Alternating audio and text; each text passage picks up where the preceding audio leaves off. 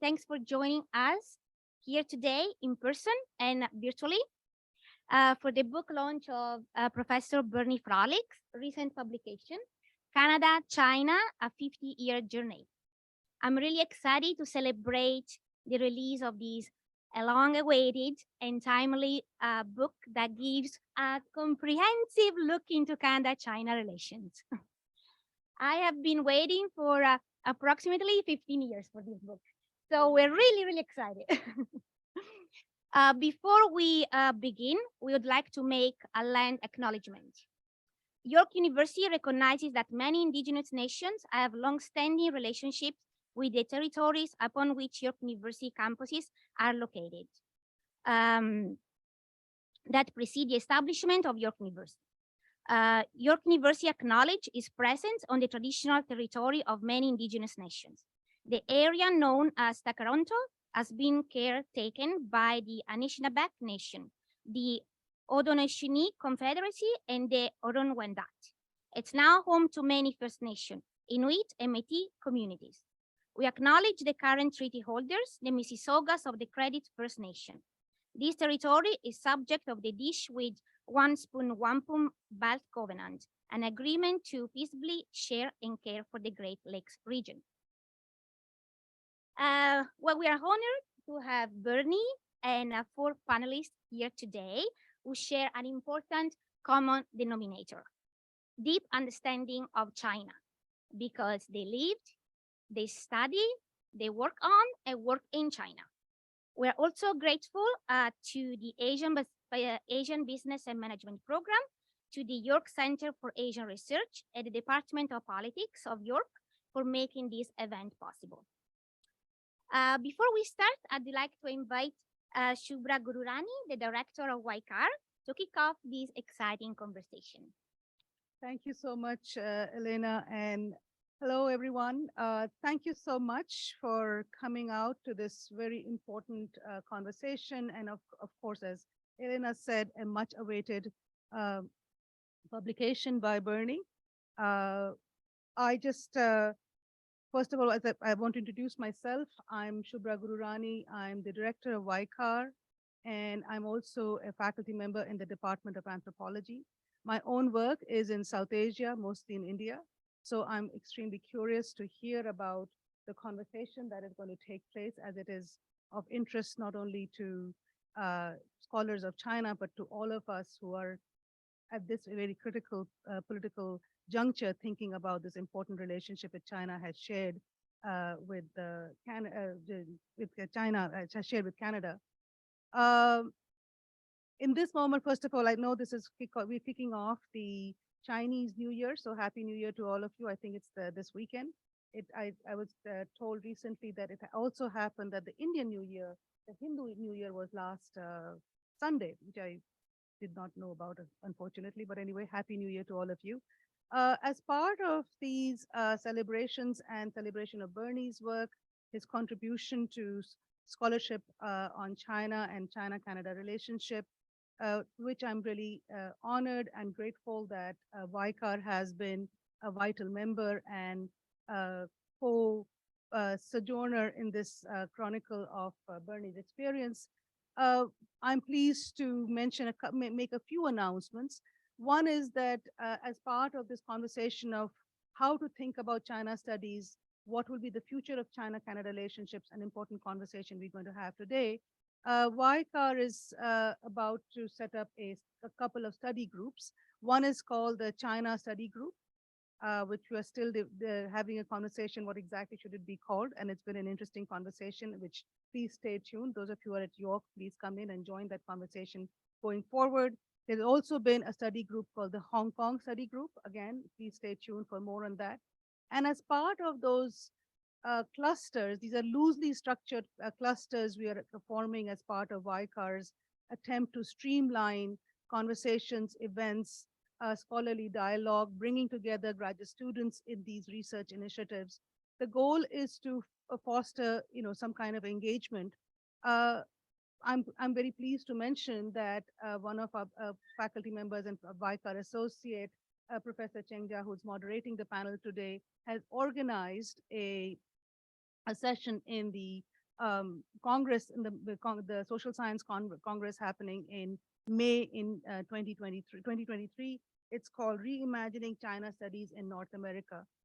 I'm not exactly sure the date yet, but in May, when the Congress happens, this roundtable will be held, and I invite you again to join that roundtable, because, as you know, this will be a sort of a kickstart for this conversation to carry on to that discussion in May, and I would invite your participation and input in thinking about the questions of China and China studies and the future of China-Canada scholarship. But anyway, before I hand over the mic to, I think, to Elena or to Chiang, I just want to take this moment to congratulate Birdie for this magnum opus, for which I believe people have been waiting for a long time. It's a 50-year journey, and as I said, we are glad that WICAT has been able to participate in good part of it. As many of you know, that Bernie has been a long time supporter and a comrade of WICAR, and we are very pleased that we've been able to have his contribution, his support and guidance, and we look forward to future conversations and future support. So congratulations once again, Bernie. We are thankful to have you in our midst and for your guidance. Thank you once again, and congratulations.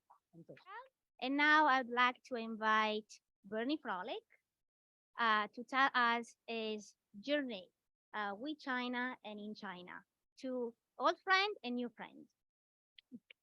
Okay, thank you all for your kind words. First, yes, it's been a long time for the book, and I apologize. Let me first express my gratitude to York University for giving me the freedom to explore new and exciting ideas in faraway places, so I could tell my students what I saw and learned, how countries developed and are governed, and to publish books like this one that we're discussing today. My thanks also to the four panelists. One is going to be up there on the screen, who together have almost 200 years of China experience, 200 years. And to those of you here today who made the pilgrimage to York. Okay, my book is about how Canada developed links with China over 50 years. I never thought that China would encompass most of my life's work. It was not my intended career choice. Actually, that was the Soviet Union. York hired me in 1966 to teach Soviet politics. I had just spent a year in Moscow doing my PhD research on Soviet city government when I also happened to make my first trip to China. I continued to study both China and Russia until the collapse of the Soviet Union in 1991. Back in 1965, it was the midst of the Cold War, and I wanted to get a firsthand view of how these two big communist systems worked in practice. So when I was in Siberia, after my year in Moscow, I took the train from Irkutsk to Peking and spent a month in China. Thus began my China journey. In the next 50 plus years, I made 60 more visits, living there, teaching their students, with a brief stint as a Canadian diplomat during the Cultural Revolution, and training Chinese officials, educators, and executives in China and Canada. Back and forth between Moscow and Peking, or Beijing as we now call it, comparing the two communist systems and studying Sino-Soviet relations until there was no more Soviet Union. Just a China that today has become a superpower competing with the Americans. In 1965, China was very poor. Over 80% of its almost 700 million population was living below the UN official poverty line, less than $1.50 a day. Few foreigners were there, a handful of Canadians, probably half a dozen of us. We had no diplomatic relations. They knew almost nothing about Canada, and China was about to experience the 10 years of Cultural Revolution when its political system was on the brink of collapse. Why did I write this book? I wrote this book to provide an authoritative record of how Ottawa developed relations with China, beginning with recognition in 1970. The book focuses on 10 decisions or stories, 10 moments of decision that describe how Ottawa made China policy. Those stories focus on the following: the 2 years of negotiations for recognition back in 68, 70, establishing the One China policy, which led to ending relations with Taiwan, creating a development assistance program in China, developing a China trade strategy, the Tiananmen crisis, which changed a lot, imposing sanctions on China, Prime Minister Chrétien's 1994 Team Canada trade mission, a decade of failed human rights policy, and the Harper and Justin Trudeau responses to our changing relationship with China. I've interviewed over 100 Canadian and Chinese officials, including 5 prime ministers, 20 ministers, all of our 16 ambassadors, and 50 foreign service officers, and I had access to government files, many of which are still closed. The book also draws on my personal diary, of which there are 30 excerpts in the book. An historical overview. After the Cultural Revolution ended in 1976, China opened up and seemed ready to liberalize. Trade blossomed, and there was a modest program in human rights. The two sides spoke also of having a special relationship.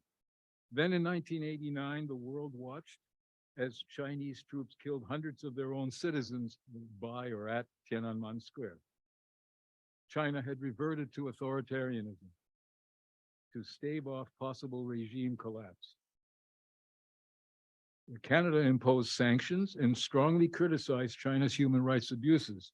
After 4 years, relations were repaired, though not at pre-1989 levels. Trade became the main focus under Prime Minister Jean Chrétien.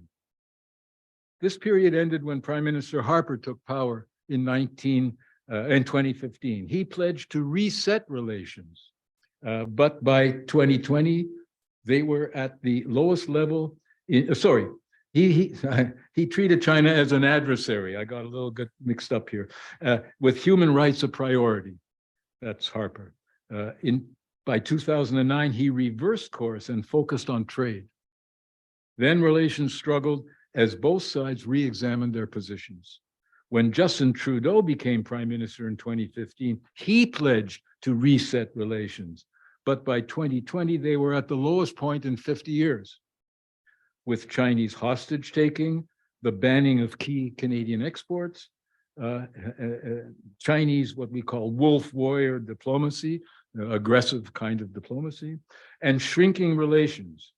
We are currently in this period waiting to see what will happen, when relations can be reset, if not back to the mid-90s, then at least to the mid-Harper years.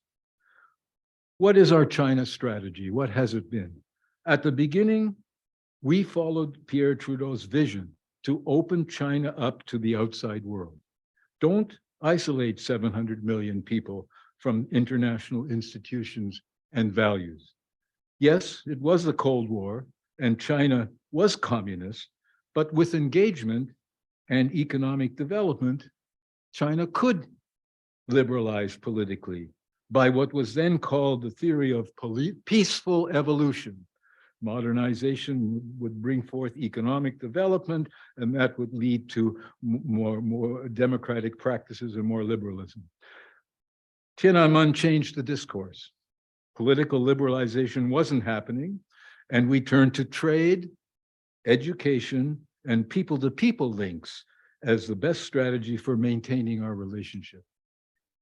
I never saw a document in the files saying this is the Canadian-China strategy, although how to deal with China was always an issue. There were those in Ottawa who believed we must treat China as an authoritarian communist system, and those who thought it could be detached from its authoritarianism with time and closer engagement. The search for a better Canadian-China strategy has never ended, and today this remains a major issue for Canadians. The American elephant. Pierre Trudeau famously said, as we know, relations with America are like sleeping with an elephant. You have to be aware of every twitch and grunt of the beast. That American elephant has always been tied to our China policy. We differed from the Americans a few times when we established diplomatic relations in 1970, despite American objections, when we sacrificed diplomatic relations with Taiwan, when we adopted our one China policy at the time. In the recent period, US protectionism and anti-China policies have negatively affected our relations with China. We often talked about, quote, being ahead of the Americans, unquote, and being independent from US policy, even as we remained close allies. But Zhou Enlai once said, Canada has a semi-independent foreign policy. I think that was an apt analysis. In the future, our China policy will likely go through Washington, an unpleasant truth for many Canadians. Can or should Canada have an independent China policy? And will Peking or Beijing always see us as an appendage of the Americans? Future relations. It's impossible not to have relations with China. It's too big, too important in the world. For example, too important for Canadian trade. We do over $100 billion worth of two-way trade annually. For our higher educational system, nearly 200,000 international students are here from the PRC. Too vital for our 2 million Canadian ethnic Chinese who have so many ties with families and in China. In the book, I suggest we pursue a two-level strategy. Focus on the areas that we have a positive cooperation. That is trade, education, people-to-people links, and collaboration on international multilateral issues such as disarmament, global warming, and anti-terrorism, when we may have an impact.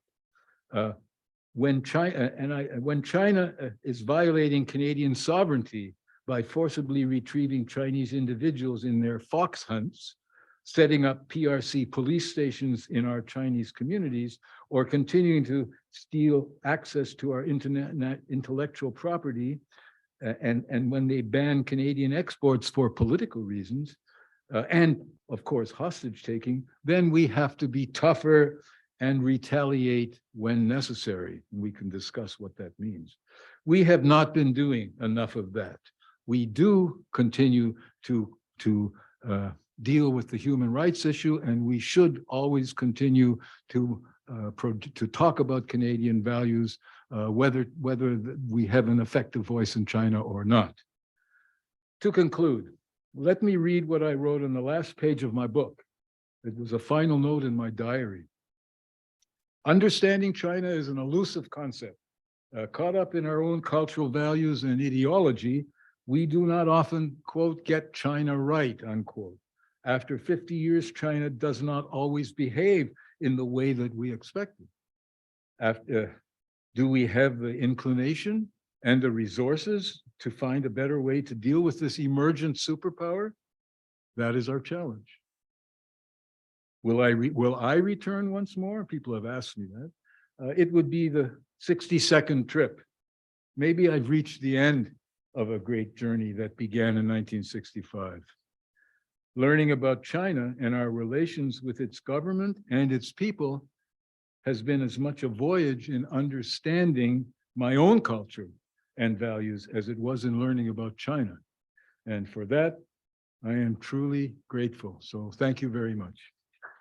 Thank you, Bernie, for this beautiful summary of the Canada-China experience. Well, let's start with our panel now. I'm happy to introduce you to the moderator, Professor Jia Qiang, Associate Professor at the Faculty of Education, York University, who will introduce the panelists here today and also at home. We have a few panels here, a few panels join us virtually. And he will lead the conversation today. Please join me in welcoming him and all the panelists. Thank you, Elena. Also, thank you for having me. This is the strongest, one of the strongest panels I ever come across about China-related work and the topics. So now I have the pleasure to invite all the panelists to offer their comments on Bernie's book. I will also invite them also in the alphabetic order to provide their comments. So let's start with Susan Gregson. Thank you so much, Jia Chang. Can everyone hear me okay? We can Yes, hear you. okay. Yeah, okay, super. Thanks so much. So I am coming to you from Vancouver and greeting you from the traditional and unceded territory of the Squamish, Musqueam, and Tsleil-Waututh peoples. I'd like to start by extending my thanks to Bernie and to Elena and YCAR for organizing this event and for inviting me. And I'm really disappointed not to be with you in person. I tore my meniscus and thought I'd be further along the healing process by now, but anyway, happy to be with you on the screen. And I was so delighted, Bernie, to receive your invitation to join this event because you have such a strong role to play in my own engagement with China. So I first met Bernie as a very nervous 21-year-old going for an interview to become a Canada-China scholar, and this was in early 1978. So I want to say thank you, Bernie, for that. That experience changed my life in so many ways, and I'll be forever grateful to you. And in fact, I ended up living in China for studies or for work for almost 14 years, and also met my husband there, who was an exchange student from Italy. So thank you very much, Bernie. When we first exchanged messages about today's session, Bernie joked to me that his engagement with China dates back 60 years. And while mine is lagging far behind at only 47 years, we've both witnessed some tremendous changes in China and in the China-Canada relationship. So I really enjoyed reading this book. It offers a detailed overview of the many ups and downs of that relationship. And I see it as a fantastic archival source for future generations of scholars digging into the details of the diverse elements of the bilateral engagement at the political, diplomatic, trade, and people-to-people levels. And for me, as a former practitioner with 4 postings in Greater China behind me, it was also a trip down memory lane and reminded me of some of the major events that have punctuated the relationship, some of which I observed from afar and others that I participated in one form or another.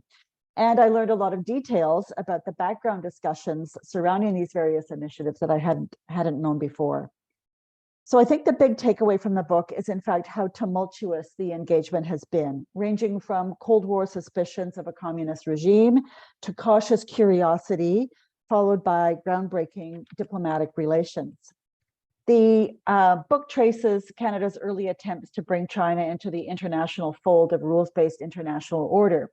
We see the stumbling early attempts at commercial engagement and Canada's contribution of some $10 billion over around 30 years of development assistance. The highs and the lows are captured through contemporary records and for reflections from the players on the ground from both the Chinese and Canadian sides. And I find particularly interested Bernie's own diary excerpts. We see the cautious high hopes of early engagement and how our expectations for democratic development were dashed by the brutal crushing of the Tiananmen reaction and massacre. After a lengthy period of reflection, along came the heady, and if I might say, exhausting days of the Team Canada missions and deepening economic engagement. So I was a student in China from 1978 to 1980, and I was there for the launch of Deng Xiaoping's reform and opening up. And remember very clearly the elation and excitement and hope that was sparked in my Chinese classmates. But of course, this was quickly followed by the brutal crackdown on the Democracy Wall protesters. And this was a move that shocked and disappointed the Chinese and foreign students alike. So personally, I love many aspects of my life in China over the years, the history, the culture, the people, and of course, the food, but then really loathed the tedious and restrictive interactions with the university's foreign affairs bureaucracy. And I think that's sort of reflected in my overall engagement with China over the years. So I've got one student story to illustrate this. While in Shanghai, I was called into the dean's office for some minor infraction that I'd committed. And so he told me to straighten out and observed it would be such a shame if my lovely Chinese roommate would be unable to graduate from her program. So this linkage was very clear to me, and of course I immediately capitulated, but it did teach me an important lesson, and one that I kept in the back of my mind throughout my career interactions with China. Another important early takeaway that endures in my mind is how the two sides continued and continue to this day to misunderstand and misconstrue each other. At one point in 2001, I was drawn into early conversations regarding the Lai Chang-Xing case, and there's reference to that in the book. The Chinese side said on many occasions, oh yes, we fully understand what your rule of law is all about, but in the next breath would request that I ask the Prime Minister to send Lai back to Canada, or back to China rather. And so there are many similar examples in the book. And at the same time, our efforts to engage China on discussions on human rights and rule of law can sometimes be perceived by them as lectures from a not so significant power and partner. So the relationship now, I think, is at its lowest point since the immediate aftermath of Tiananmen. As Bernie referenced, Canadians were appalled at the hostage diplomacy displayed by the detention of the two Michaels and other related retaliations related with regard to the arrest of Meng Wanzhou. There's increasing evidence of China's interference in Canadian affairs, as we've heard, and in the fox hunts that Bernie referenced. The human rights abuses in Xinjiang, restrictions in Hong Kong, saber rattling over Taiwan, and China's general bellicosity in the international stage all point to a China that is far from what Canadians dreamed of when the relationship was first established. And yet now China is a superpower that's very much aware of its ability to influence international behaviors in its own interests. And that has to be reckoned with. The added complication for Canada is, of course, our reliance on our neighbor and major trading partner to the south, the other superpower. And as Bernie says, we're kind of caught between the two elephants. But one thing is for sure, and that is that China is not going away. So we have to find a way to live in a world with China as a major superpower. There's no solution to global issues such as the climate emergency and other international crises without China. So I'm going to wrap up here with my question to Bernie. The recently released Indo-Pacific strategy outlines in considerable detail the need to divert our interests in the region well beyond China and describes China's increased bellicose behavior in the region and around the world, its objectionable activities in Canada, and the human rights abuses being committed within its borders. The strategy goes on to encourage and fund initiatives to increase Canadian diversification in the region. Given the current situation and the consequent chill in the relationship, what advice, Bernie, would you give to the government of any political stripe about what strategy Canada should employ towards China now? Thank you very much. And congratulations again, Bernie, on this wonderful book. That's a very difficult question to answer because it seems that the Canadian government is still struggling with what kind of strategy it can put together to deal with China. In the book, I simply said, I suggested we have to go and commit and maintain the relationships that we do have that are not controversial, that promote a continuing bilateral relationship, whether it's trade, people-to-people links, education, etc. And I also suggested that we can't ignore the fact that we have to maintain our position on Canadian values and human rights and continue to address those. On the other hand, our strategy should be tougher on China now. There's too much of China's activities in Canada that are evasive and affect our sovereignty. And there's no reason why we can't step up and say, look, you can't do these things. You can't set up police stations here, and you can't try to influence the Canadian ethnic Chinese community by trying to penetrate their media or trying to get involved in the community or try to steal our intellectual property. These are things that we need to preserve and maintain. So I think I would suggest that Ottawa could be a little tougher. As far as the Indo-Pacific strategy, I think that was something that needed to be done because people are always saying, well, what could we do to try to deal with China without doing some of the things I just mentioned before? Yes, why not? The Indo-Pacific region is a trading group equal to all of China. Well, why not trade more with this group? Well, that's not so simple. That's a good idea. Ottawa is trying to figure it out. There are problems. We're not a very good participant in Indo-Pacific, in the Indo-Pacific region. We're going to have to work very hard to try to develop our markets economically, to try to get Canadian presence there. We're seen as a small country with a small market. We're not necessarily reliable, that much reliable to these countries. That doesn't mean we shouldn't try, but it's not the solution for our China policy, even if it seems that we folded in our current discussion or our current wish to have some kind of a China strategy into the Indo-Pacific strategy, saying, well, this is a way to maybe curtail or try to limit China's aggressiveness and China's actions, and we have a counterweight there. So I'm not that impressed with the Indo-Pacific strategy. It's a long-term goal. It may turn out well, but right now it's more of something that it's an aspiration rather than a reality.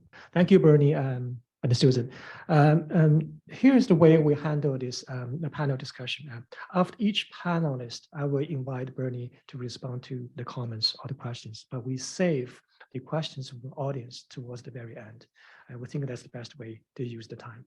So our next speaker is Margaret McCuaig-Johnston.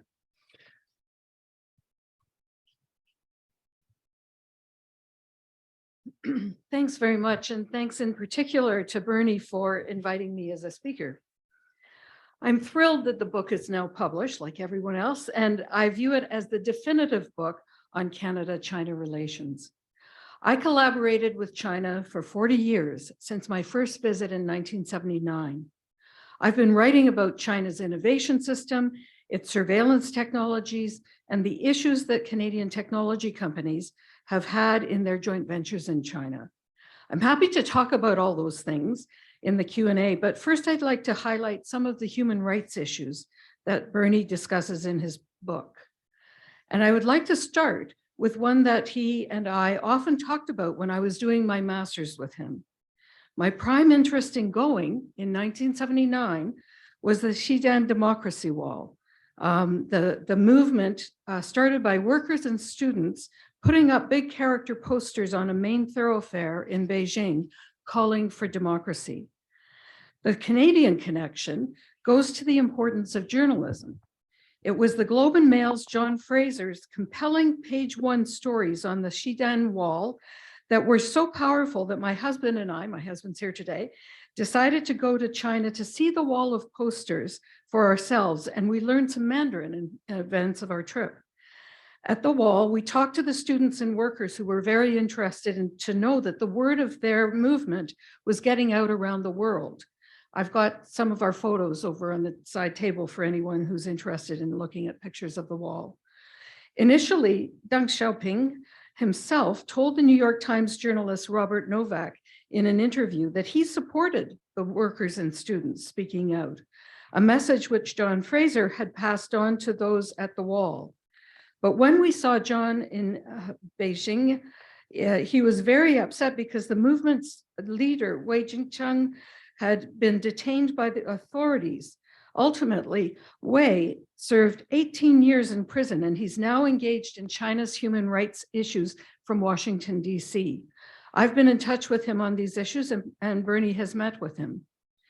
Xidan was the prelude to the regime's reaction to Tiananmen and the protests there in 1989, which is wonderfully covered in Bernie's book. The massacre in the square, as well as the streets of Beijing and in other cities, was a shock to Canadians. In Ottawa, Chinese students who were attending our 2 universities had been gathered for weeks in front of the Chinese embassy in support of the student movement, and they were completely distraught by the news from Beijing. On the Sunday, there was a protest and vigil on Parliament Hill.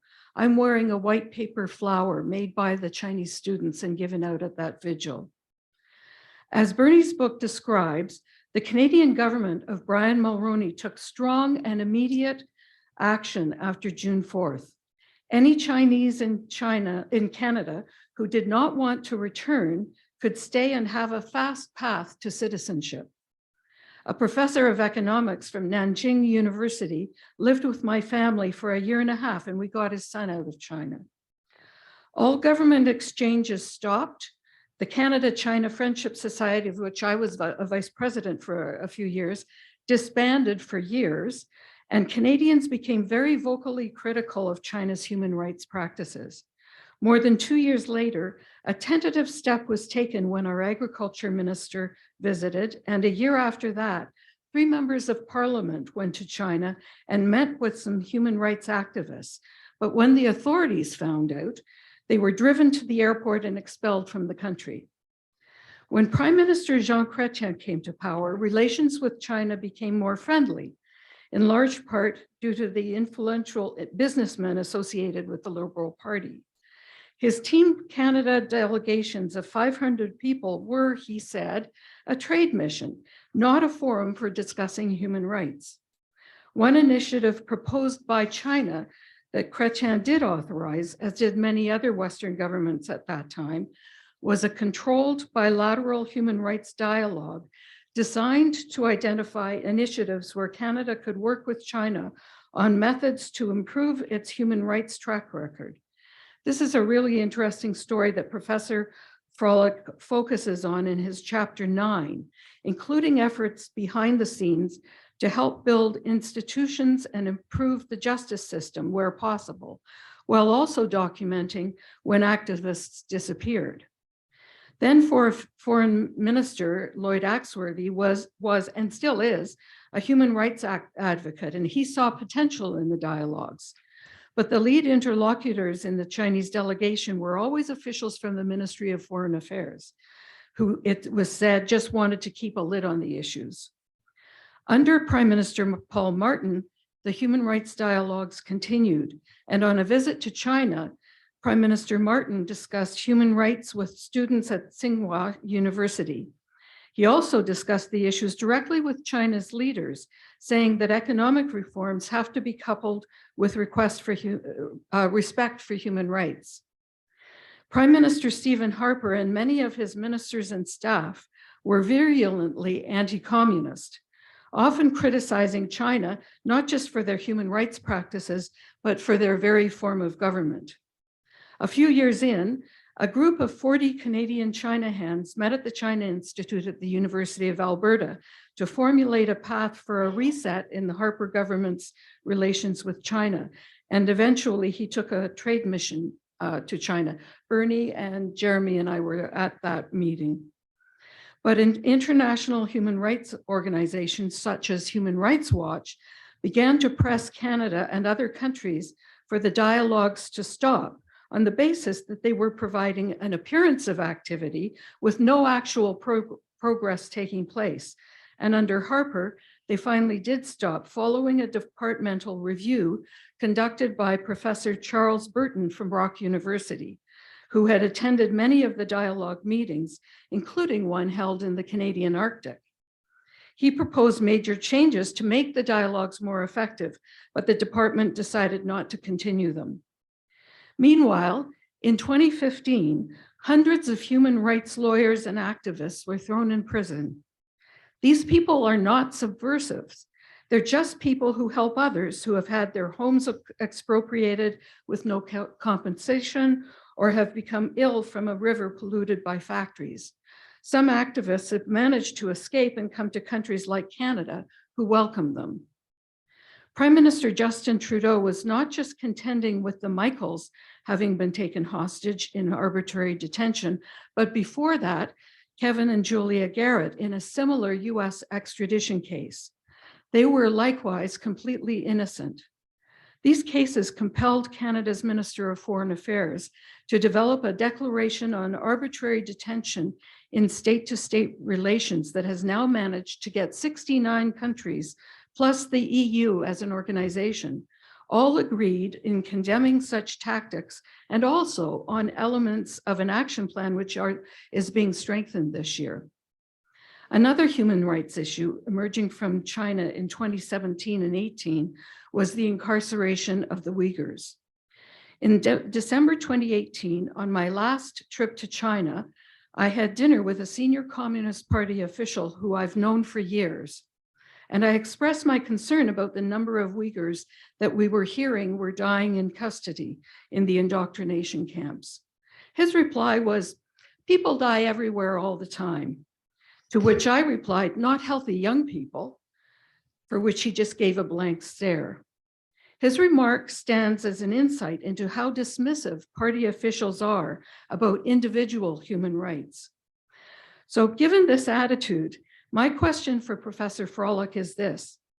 In your many discussions with many party officials over the decades, beyond the official argument of pulling hundreds of millions out of poverty, have some conceded privately that there is merit in respect for human life and respect for human rights?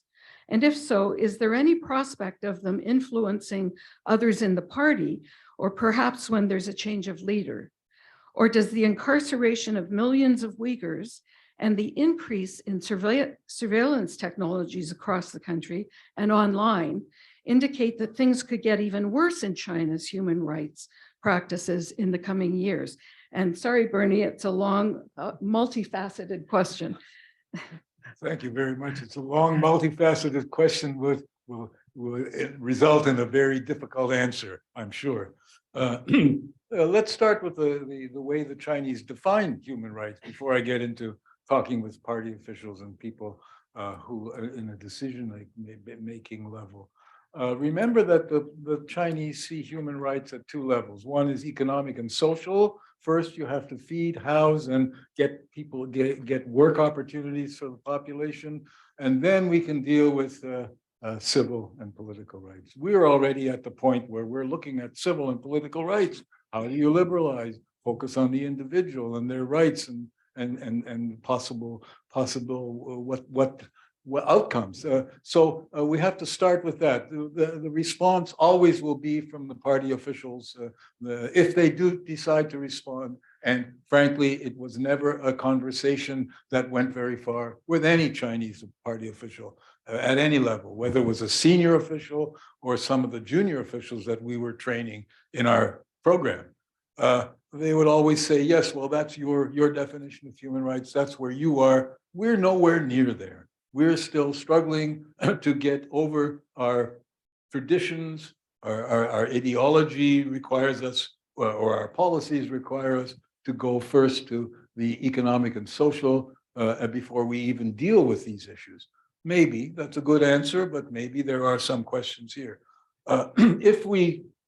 I used to teach for 6 years. I taught in Beihua, a university in Beijing, and my students were graduate students who seemed to know something about Canada, that was their Canadian Studies program. Why did they have a Canadian Studies program? Actually, it's because everybody wanted to study America, but they couldn't get in. So they decided to set up a Canadian Studies program, which was fine.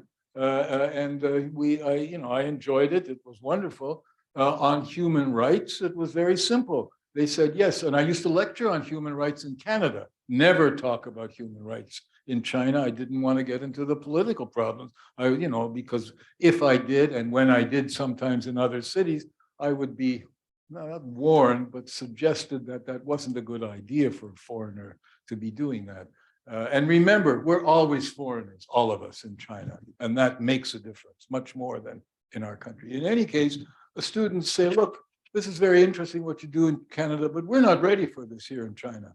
We are not ready, and I do not intend to start talking about developing human rights here in the civil and political rights. That may be a future for us, but not right now. As far as the party people, the diplomats never wanted to talk about human rights, except to say that after Tiananmen and other times when we were critical of China, they would simply ignore it and not want to talk about it with me. As far as the mid-level cadres that I taught and worked with here in our programs, when we brought them here, and when I talked to them in China, when I lectured at the party school and so forth, they wouldn't really want to talk about it either, because the ones in Canada, they were willing to say, yes, you have wonderful things here in Canada, but it's not, we're not ready for this in China. Now, the question is, can we persuade a country or people that say they're not ready for something to change? We have to always remember, even though I hate to say it, people have been trying to change China for hundreds of years, beginning with the Jesuits. And it was never possible. They always found a way to get around it. Now the communists and the government and the party also say you are foreigners and it's difficult. Maybe you will believe in these things, but we must be some. Oh, sorry, must be some criticism by somebody. We have our own direction we can't rely on foreigners to tell us what to do. That's very unfortunate for us when we see people struggling, try a few people here, there, or the people that Margaret mentioned winding up in prison or winding up in Xinjiang or whatever. But it's limited what we can do. And talking with the party people never really provided a satisfactory outcome. Thank you, Margaret. And also again, thanks, Bernie. I can see some excitement. And personally, I learned a lot from your comments, questions, and the responses. So next, we have King Richard Nassau, our next speaker.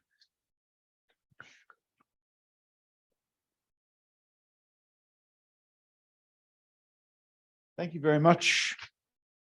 Let me begin by thanking the organizers of this launch for inviting me to help celebrate the launch of Bernie's exploration of the 50-year journey in the Canada-China relationship.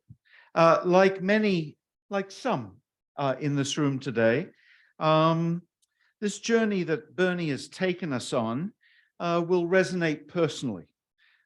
While I had been in Beijing as a child and in colonial Hong Kong in high school, my own journey as a student of Canadian policy towards China, just like the books, began with recognition in 1970. For in September of 1970, I just arrived at the University of Toronto from Hong Kong just 3 weeks earlier. And over the 5 decades that followed, the patterns of Canadian relations with China explored in Bernie's book would be very much interwoven with my own scholarly efforts to understand Canada's policies towards the People's Republic of China. But for me, revisiting that journey as I read the book was particularly enriching because of the path that Bernie had chosen to take us on. Focusing on those 10 decisions, telling those stories using what he calls the 3 narratives, the perspective of the Canadian government, underwritten by his access to unreleased files, his own perspective as a participant observer in many of these decisions, and finally, the PRC perspective using Bernie's many sources in China itself. And because of that methodology, we have more than a history, more than an authoritative history. We've got an authoritative history that's interlaced with a very personal telling. And that personal perspective allows us to see that this 50-year journey has been, at least on the Canadian side, an essentially emotional journey. And that emotionalism is reflected in the height of the highs and the depth of the lows over the years. A reflection, it seems to me, of the degree to which so many Canadians were so emotionally invested in the relationship. Over the years, there were those who were eager for good relations, often driven by the persistent myth of profits to be had from a giant market that was growing ever more prosperous. There were those who sought to change China and thought that China could be changed. Many believing that economic engagement with China would liberalize the country. Some even embraced the fanciful notion that Canada could act as a mentor for China. And it's perhaps this emotional attachment that explains why in the last 5 years, Canadian policymakers have had such a difficult time in shaping a coherent policy towards the People's Republic. The problem for Canadian policymakers in Ottawa, it seems to me, is that the attitudes of ordinary Canadians towards China soured much more rapidly and much more viscerally than the attitudes of Canada's elites. In this, ordinary Canadians were no different than citizens in virtually every other Western country. Indeed, when you look at the Pew surveys of attitudes towards China, and you put them up, about 20 of them together, it's astounding to see what has happened between 2001 and 2021 when these surveys were taken. It's astonishing to reflect that in every case, almost every case, the general trend is the same. A shift from a view of China in 2001 that was essentially positive to a view in the early 2020s of China that is essentially negative. And thus, Bernie spends a lot of time on the arrest of Meng Wanzhou in 2018 and the tit-for-tat arrests of the two Michaels in China, and the way in which those arrests, those three arrests, plunged the Canada-China relationship into its present frozen state. But it seems to me that the crisis over Meng was just one part of a larger set of factors that pushed ordinary Canadians into an increasingly anti-China perspective. And we've heard some of them today. The assertiveness on territorial issues in the East China, South China Sea, along the border with India. The repression, the crimes against humanity in Xinjiang province. The aggressive wolf warrior diplomacy, which we might be seeing the end of, but the repression and the end, essentially, of the one country, two systems in Hong Kong. And of course, Chinese interference in Canadian politics of different sorts. All of these factors, it seems to me, well beyond the Meng issue, pushed Canadians, like citizens of literally every other Western country, into changing their view of China. But if the attitudes of the broad mass, as they might be described in China, if the attitudes of the broad mass shifted, it seems to me that many Canadians, particularly those in government, in business, in politics, and in academia, continued to be emotionally attached to a vision of Canada as a Lao Mengyu, an old friend of China. And as a result, struggled mightily with the shifting geostrategic realities unfolding in contemporary global politics, specifically the sharpening of great power rivalry between China and the United States. And thus my question for Bernie. You say that in recent years, Canada has found itself caught between China and the United States. You write that Canada has been sandwiched, trapped between these two competing great powers. And in fact, at one point you refer to them as the two elephants, a reference, I assume, to that old African proverb that when two elephants fight, it's the grass that suffers. So my question, does this mean that you think that Canada is indeed in the middle between China and the United States? Thank you very much. Wow, that was a great talk. Let's see what I can do with that. Yes, we're in between the two elephants in the big bed, the big foreign policy bed, but we're sitting snuggled up to the Americans. The Chinese are there, the elephant is there, but it's further removed from where we are. We're not equidistant between the two.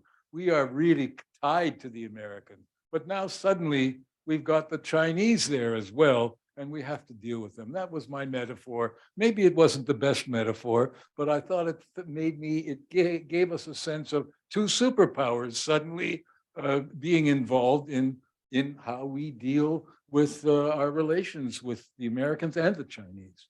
So I think that was where I went with that. On this question of how we changed from the better days under Chrétien, perhaps trying to recover from Tiananmen, to the current period beginning in the 2000s, I think that we can start with the figure we mentioned, we talked earlier. Only 15% of Canadians today, according to the polls, have a favorable view of China. That's not a very good figure or a good thing to see.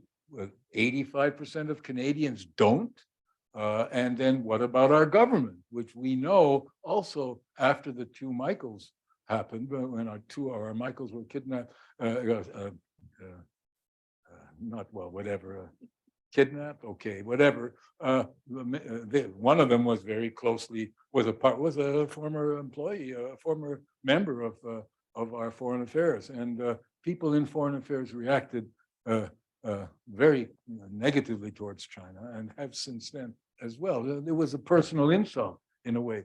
I think that Canadians in the 2000s began to change, not just because of these things, began to change their view of China first for the economic issues, the Chinese products streaming into Canada that dislocated small and medium enterprises in Canada, are parts of our economy. I always spend the summers in a small town up north, and these people were quite angry at China because some things had shut down because the goods were coming from China much more cheaply, and they had to restructure what they were doing. I think that's important. I think that there's no question that the human rights issue has an effect on Canadians, but it really got exacerbated with Xinjiang and the two Michaels. I think, as far as my sense is, that really changed in the end how the Canadian public opinion of China. Comparing what happened to the two Michaels with what happened to Meng Wanzhou, who lived a very nice life in Vancouver, wearing nice clothes every day, going here, going there, had two houses, while our two guys were stuck in windowless rooms and wherever in some prison location somewhere. So that had a real effect on Canadians. I think that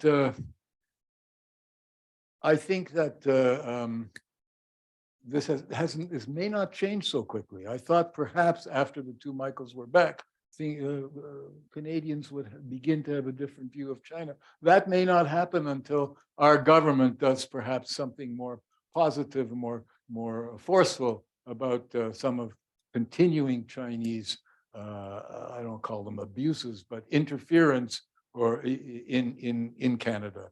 I think as I said in my talk, I sort of wait for the Canadian government now to be a bit more forceful in its relations with China. Maybe that will happen. But then, of course, there will be, if we are more forceful, there may be retribution from the Chinese, and we have to take that into account. Thank you, Kim and Bernie, once again, for those very insightful comments, questions, and responses. So our last speaker is Jeremy Patil. Go for it.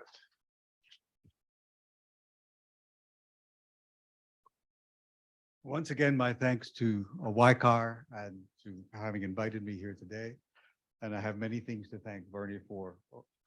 I would like to talk about Bernie's book and the 50-year journey from the establishment of diplomatic relations between Canada and People's Republic of China, but what it means for Canada and Canadian identity.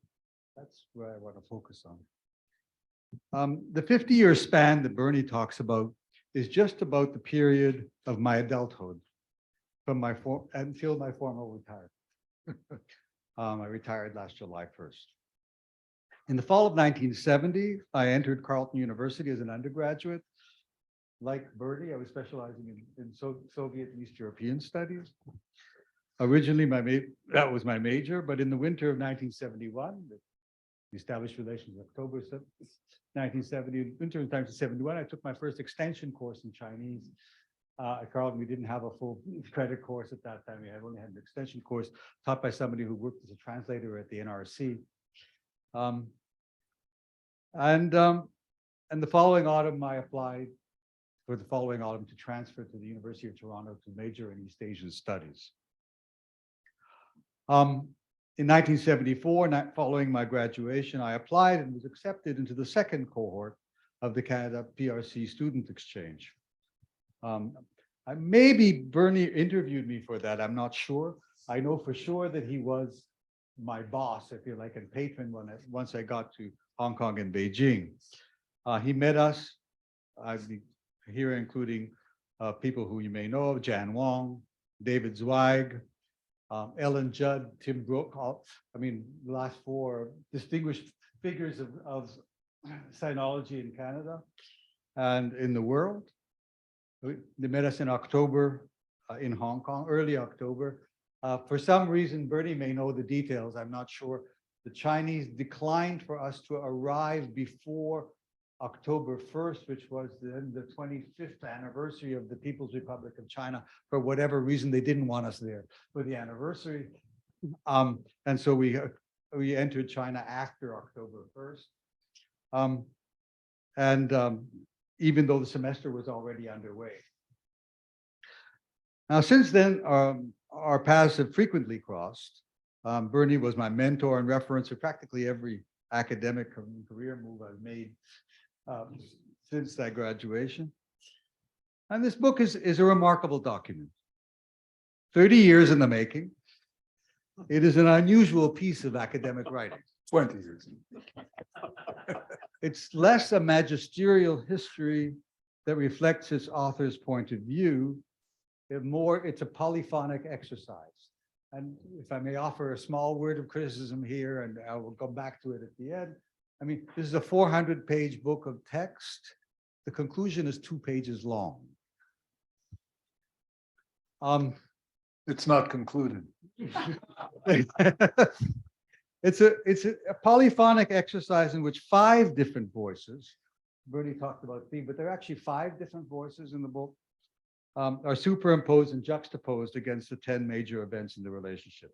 The first voice is the contemporary notes that Bernie took, and I think these are really extremely valuable. The second voice is the documentary evidence from the archival sources. The third voice is the interviews that document the memories of the participants in the event. And the fourth voice is the response from China. Here again, there are particular individuals, and sometimes we're not sure what's the official view, what's an individual point of view, but that's the problem with dealing with China and interviewing Chinese in the first place. And the fifth voice, of course, is the one that in some ways is the weakest, is the summary voice of Bernie reflecting on the events. This reluctance of Bernie to impose himself on the material is actually prefigured in his earlier book on Mao's People, which is supposed to be about a document about how the Cultural Revolution people events, but in the end it was the voices of the interviewees that came out as the book.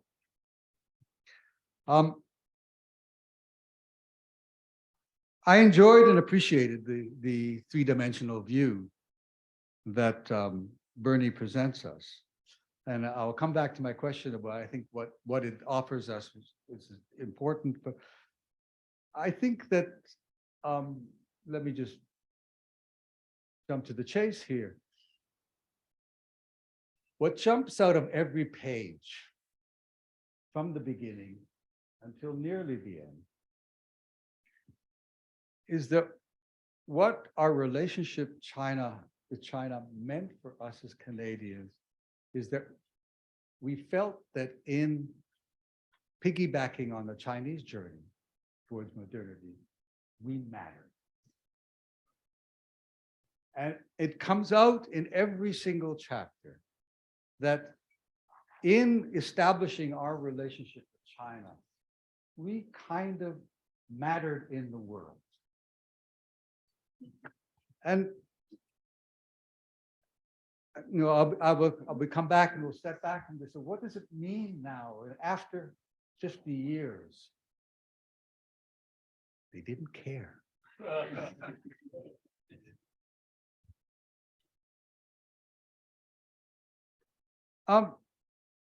Even before the death of Mao and the reform of openings, it's hard to overestimate the optimism that the opening to China evoked in those days.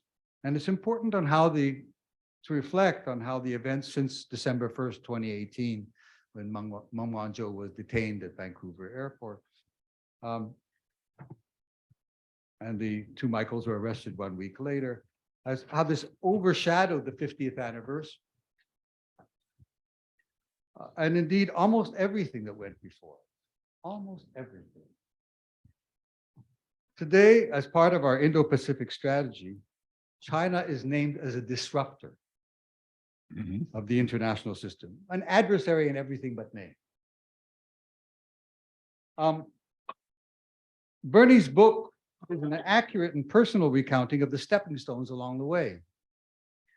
One might note the chapter on the events surrounding the Tiananmen demonstrations of 1989 as the previous nadir in our diplomatic relationship, but the care given by the conservative government of the day, coordinated by External Affairs Minister Joe Clark, to preserve an opening, and especially to make sure that people-to-people relations are maintained. Today, people-to-people relations is a throwaway line in the Indo-Pacific strategy. People-to-people relations are mentioned, but without attachment to China. In fact, students are mentioned only with regard to India and not with regard to China, where there are hundreds of thousands of Chinese students. So even education ties today are not mentioned, as they are with India, and academic ties are meant to be placed under surveillance and scrutiny for their security implications. It says so in black and white. Not advanced, not furthered as part of a development of cultural, scientific, and educational ties. It's a complete reversal.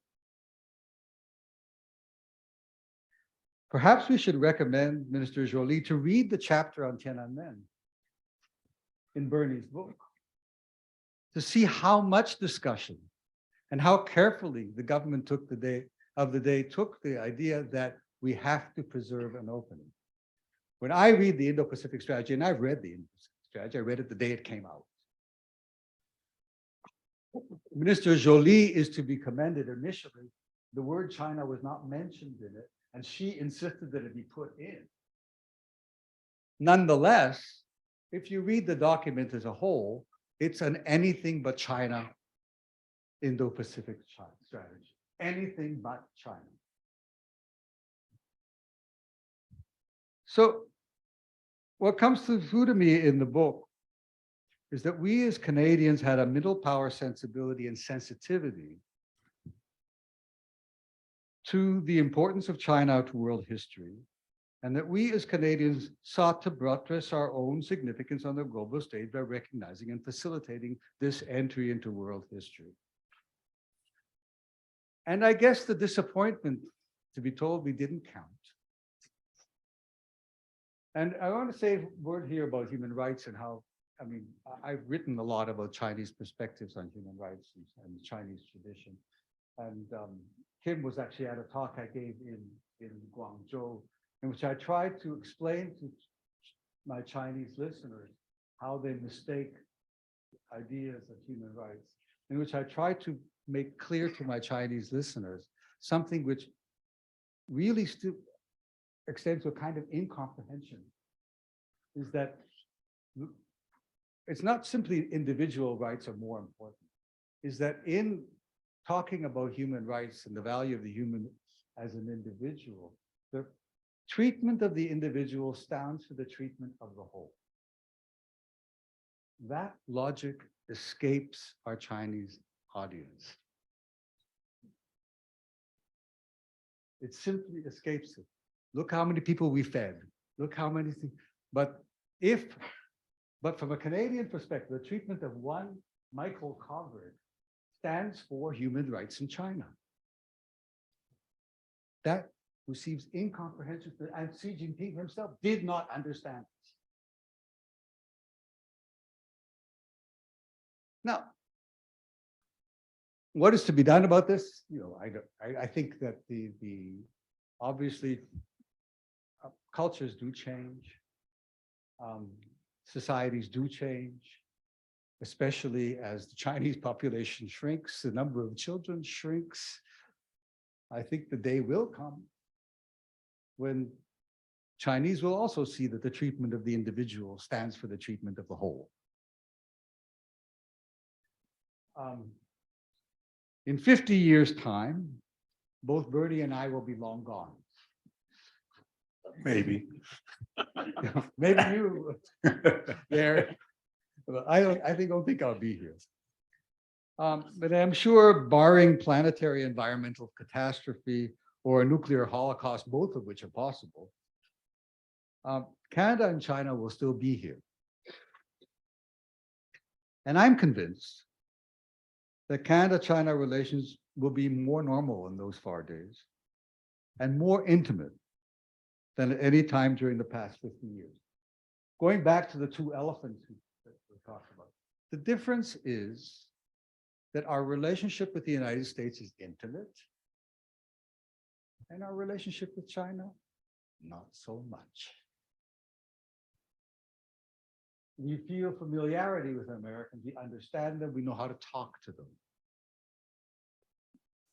I think in 50 years' time, we'll probably reach the same degree of familiarity with China.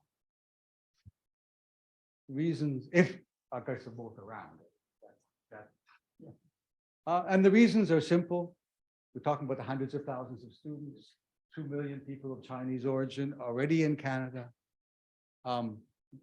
The importance of China in international trade. I think our relationship will be more intimate. What happens in between may be difficult.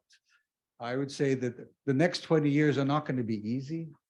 And you have to raise the question of when will China's Gorbachev? I think there will be a Chinese Gorbachev. But when the Chinese Gorbachev comes out, you know, reason why I'm certain that there will be a Chinese Gorbachev is because China wants to be part of the world. But simply, it's part of its emotional journey of its own. It's our rejuvenation of the Chinese nation. So that will have to, that will come. But in between, we may see a Chinese Andropov, which is to say, a secret policeman in charge of China. That's an equal likelihood inside the next 20 years. So the next 20 years will be difficult, but in 50 years' time, I think we'll see better times. And in those days, I think that the latent intimacy that was laid down during this 50-year journey will come to fruition. But you and I may be gone by that time. I'll stop there. My question to you. Oh, okay.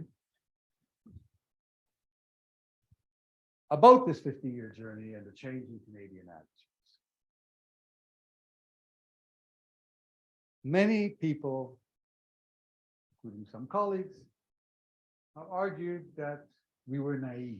Oh, yes, okay. And I've read your document and I've read your diary. Do you think we really were naive? Okay. Very simple question.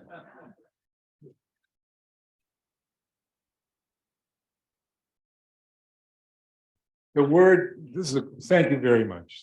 The word naive crops up frequently in the literature, the discussions about Canadian relations with China. Sometimes it's people in Canada saying our government was naive to China. Sometimes it's the Chinese saying we're naive about China. We don't really understand China. So I think it's a good question. In the book, I remember when Ambassador Drake came back to Beijing came back to Ottawa from Beijing because of the Tiananmen crisis. He said, yes, he was quoted in the paper, which diplomats never should be quoted in the paper because they always screw things up. He said, yes, well, Canada was naive about China. And Tiananmen happened and et cetera. And we were lucky to evacuate the people that we had in our embassy to get them out because it could have been civil war, et cetera. And he was very roundly criticized for that because the people assumed that it was the Canadian government that was naive about China. But he then said, no, no, no, it was the Canadian people who were naive. He corrected it. Then that word naive then cropped up from time to time in the future discussion about how we see China and how China sees us. And the Chinese will say, well, you don't understand us. They don't necessarily, may not use the word naive because it's a tricky word. It's not easy for the Chinese to use it, but that we also have a very limited one-dimensional understanding of China. And yes, China violates human rights. We have to change that, for example, or something to that effect. Or what are they doing in Xinjiang? They have to stop that. Or they do this, this, and this. Whereas not then exploring in more depth, actually, what the reasons behind all this and the broader dimensions of the whole discussion. I think that naivete also has to do with a lack of information. That many Canadians really don't know enough about China. And then they will say things about China that are not based on much information, correct information. Maybe we can call that naive, that they'll pick up what they sometimes read in the paper or sometimes heard here or there. And maybe that's one of our problems. We don't have enough information about China in Canada. We need, our young people should be getting more information, should be learning more about China. And many of the people, again, I mentioned my small town up north, but nobody knows anything about China there, but they have opinions about China all the time, so that they echo what comes floating by. I think the Chinese also have very limited information about us. My students at Beihua, a few years ago, when I asked them, how many Canadians, what Canadians do you know by name? And these are students studying Canada. All they could answer was Norman Bethune, of course, Pierre Trudeau, because he's the architect of developing relations. And then 3 pop stars, Justin Bieber, Celine Dion, and Avril Lavigne. And I said, what else? Well, that was all they could think of at that point. So there's very little information about Canada that gets into really affect or is there for people if they're even looking about Canada. Canada, what is Canada? It's an appendage of the United States. One group said, I once had a survey of people we interviewed that we trained, and I said, what do you think about Canada? That was when they were here. Oh, it's great country, blue sky, great environment, lots of natural resources. You're a racist society, that's for sure. And you have wonderful places to visit like Banff and Niagara Falls. And you don't have the violence that they have in America. That's all. And these are people, but mind you, they're only here for a month. Now, maybe that, it might be different. But my point is, we lack information about each other, and that certainly doesn't help us to get a better understanding of what we do and how we have a relationship. And it was a very good question. Thank you, the panel and Bernie in particular. And I'm sure the audience enjoy and appreciate having your perspectives and opinions like myself. Now I'm going to open the floor up. We are running a bit behind. We try to have 10 minutes. So sorry about that, 10 minutes or 12 minutes for Q&A. So 2 quick rules for Q&A. One is for the audience here in this room, you can use the microphone here to make your questions heard by the panelists and also by everyone. For those online, you can type your questions in the Q&A. We'll take 1 question from the room and 1 question from online audience. Secondly, you can make your question specific for a panelist. You need to make it clear, or you can have your question in general to the whole panel. Okay, so now we're going to take your questions. Can I use this microphone? Is a microphone here? Yeah, yeah.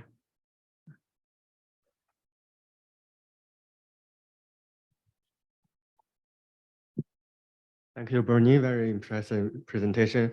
I got a question.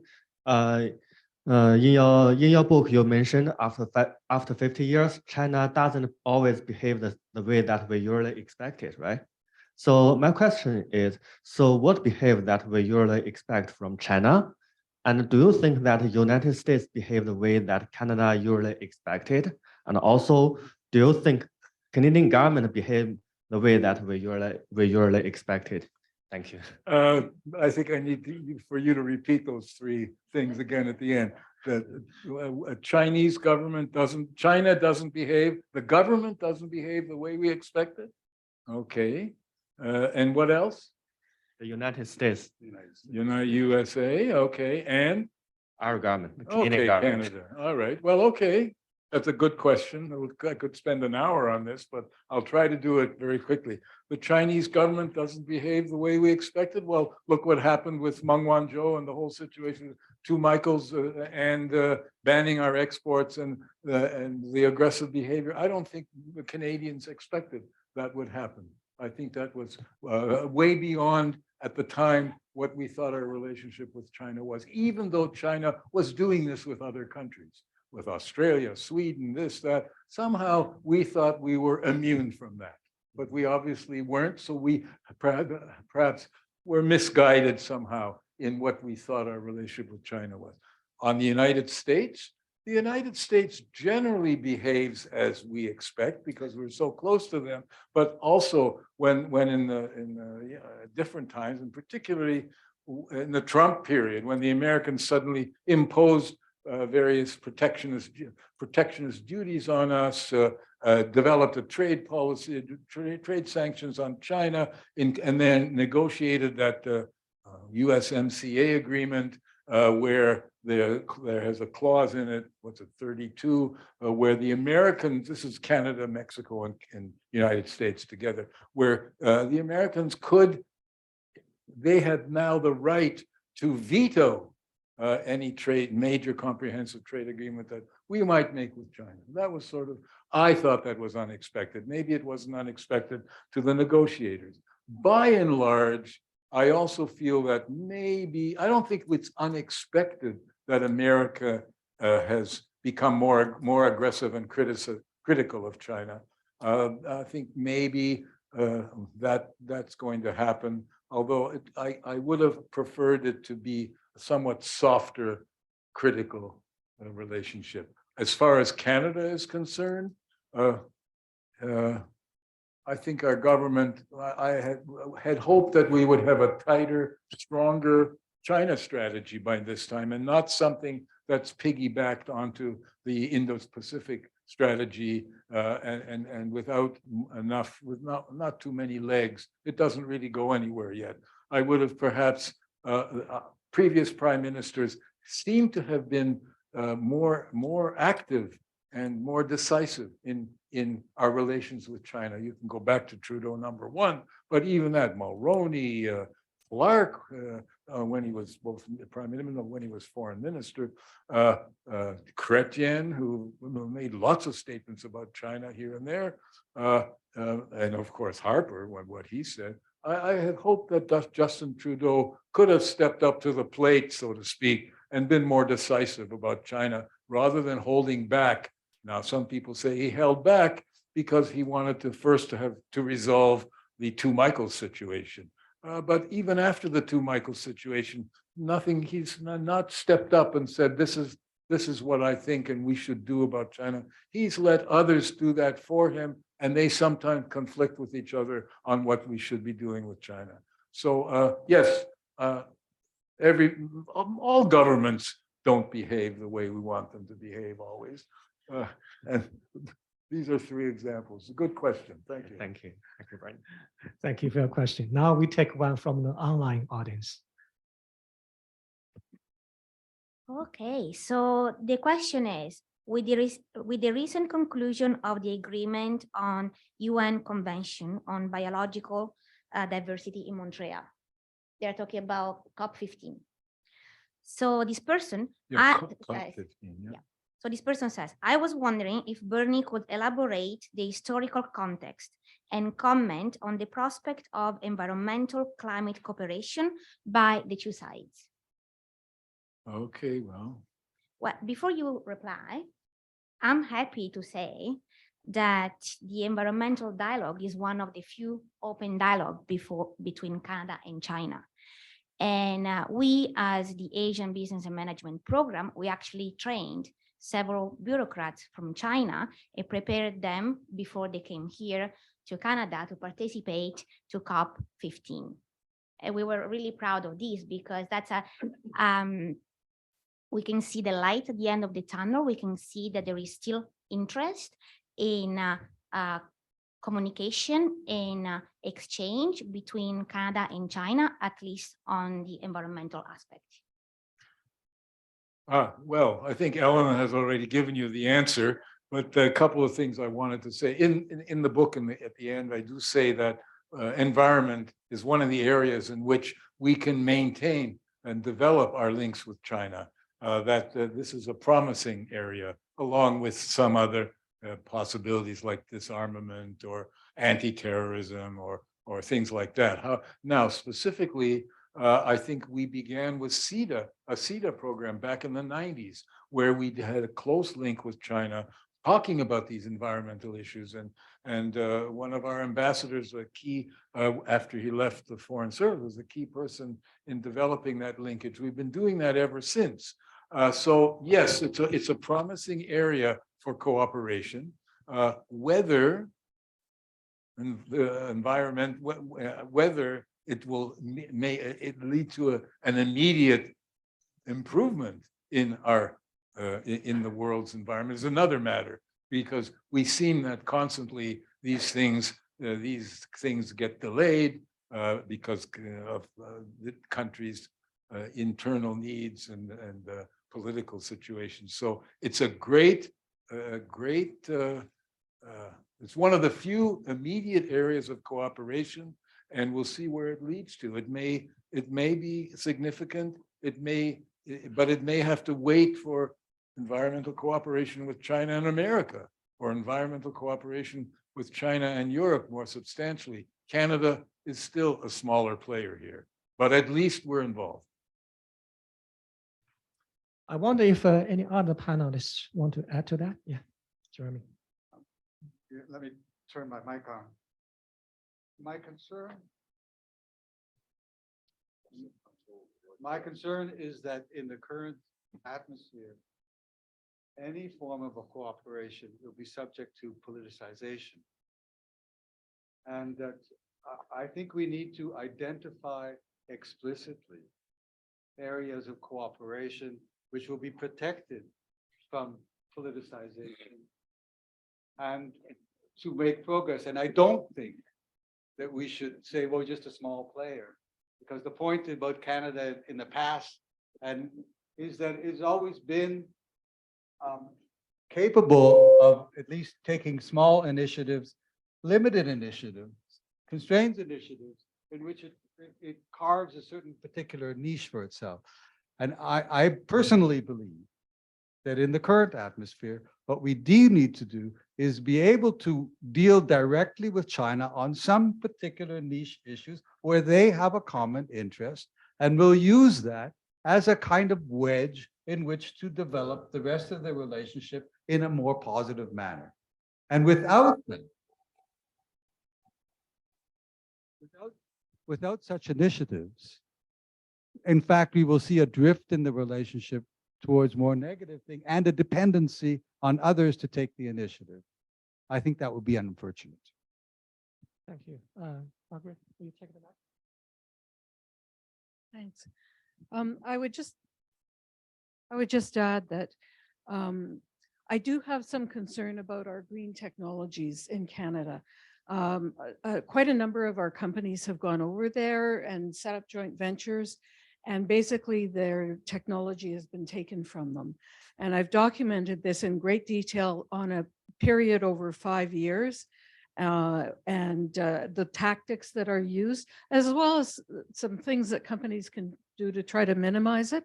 But when you look at Canadian technology joint ventures in China, it's actually the clean energy companies that have done worst, and that have been taken where their technology has been taken so aggressively because China wants it.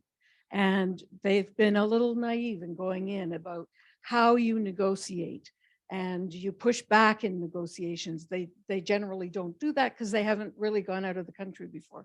So I do have some concerns about that. They needed to be educated more for that. Thank you. We only have the time and the room for one more question, and there's already a question online. So I will let Elena to read that question. I assume that is for the whole panel. Regarding the suggestions that Canada should respond with greater toughness to Chinese aggressions, might the author or the panelists suggest what forms that toughness could take and project likely outcomes? We can stay here for a long time. But I also remind everybody that we have nice refreshment outside. So let's start to take this question. And then after this, we can move outside and we can continue our conversation outside. Who wants to start? Yeah, who wants to start here? Being tough on, I'll start if you insist. That's a difficult question to answer, but I think we should, let's start with the police stations that the Chinese have set up in Canada. Let's get rid of them and send those people back to China. They don't belong here. An outside police force should not be in Canada. Funding our election candidates, Chinese funding them, that should not happen.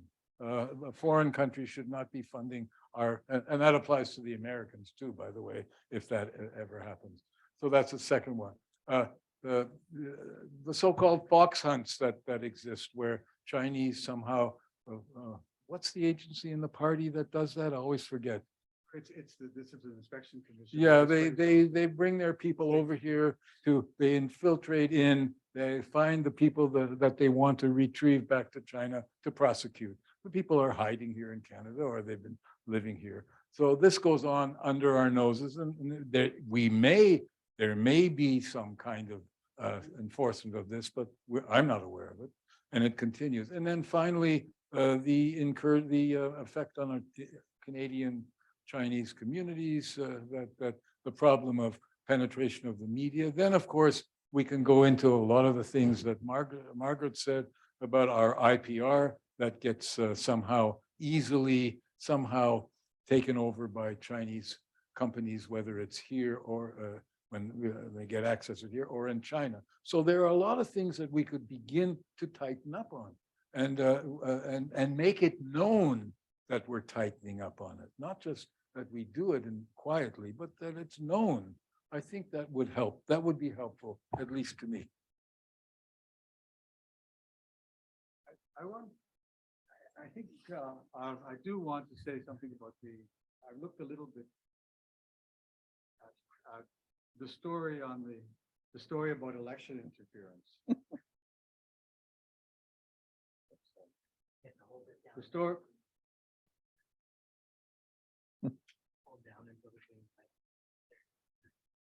The story about election interference.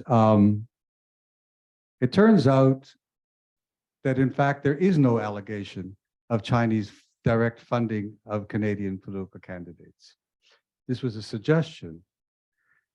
I think we have to be careful that certain leaked media things then become taken as fact. I'm not suggesting that there was no Chinese or active government activity in terms of favoring candidates over others.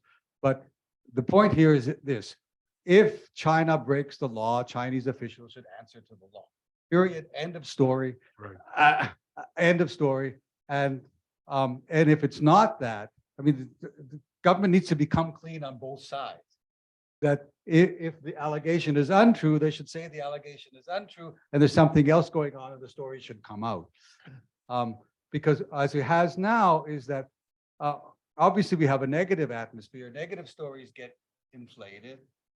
Similar things, I mean, talking about research, the research lab story is a murky story.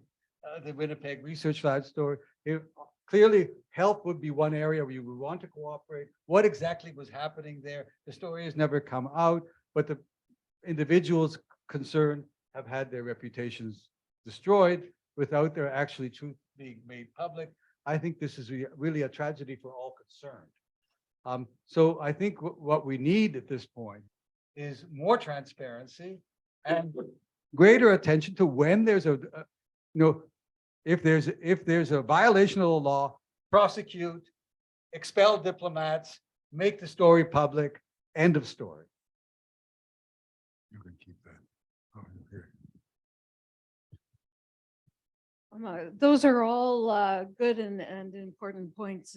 I'd like to add that I think we should be putting more focus on China's practice of arbitrary detention, making that public and beefing up the action plan that Canada took initiative on itself, and getting more countries bought into the idea that we have to push back when China arbitrarily kidnaps the innocent citizens of other countries and holds them for ransom. That's absolutely outrageous behavior.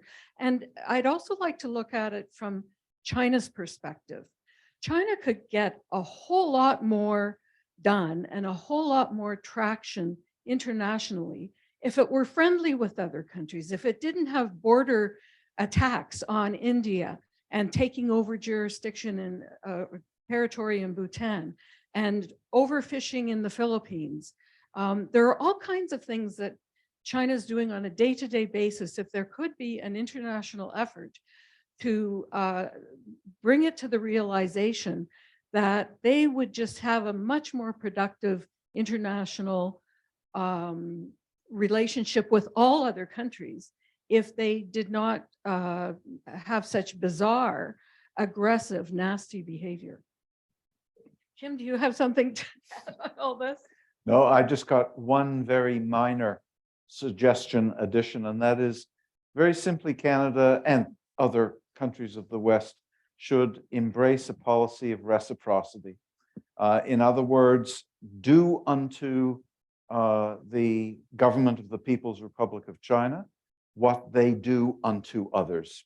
Very simple. We don't condemn innocent citizens.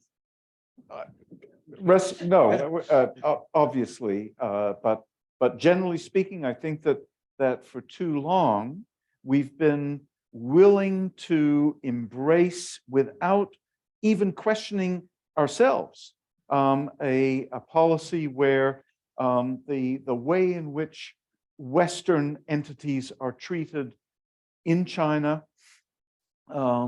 is simply something that we never think of doing to Chinese entities. Can I just add to that's a very good point. When I first was involved in China in the embassy, in the government, in the Cultural Revolution, reciprocity was there. We always talked about reciprocity. Well, the Chinese are doing this to us. Why shouldn't we do this to them? Well, we didn't. Because, oh, the Chinese, they're developing, we've got to bring them into the outside world, etc. There were all things that we did, whether it was development assistance or things in trade, or letting Chinese come to our country and travel all over the place, where when we went to Canada, our diplomats, government officials were restricted to, all these things. There wasn't reciprocity even then in our relationship. And there isn't, and we got used to it. We got used to this. That's just the way China is, and we have to accept it. Well, maybe we don't always have to accept it. Maybe we should remember that, in the modern world, the state-to-state relations should be based on other principles, of the equal principles. And that's a good point. Whether that will actually happen, we don't know. All right. Before we wrap up this panel discussion, I wonder if Susan has anything to add. Thanks so much, and it's been a very fruitful and interesting discussion. Just to get back to the issues around reciprocity, and certainly that's an issue that has been raised with the Chinese on many occasions. The response, just to add to the, amplify this discussion here, the response is always, well, we treat all foreigners this way, And when we're in Canada, we want to be treated the way all of your foreigners are treated. So this is how they look at, this is how they turn that conversation around. I think in terms of tough talk with China, there's probably a lot more going on in that regard than people are aware of. I know that there's a desire to have that in the open air and in the public, but I'm not sure that that has a bigger impact, and it might have actually a negative impact. But I can assure you that in my experience, there's tough talk going on with China at all times.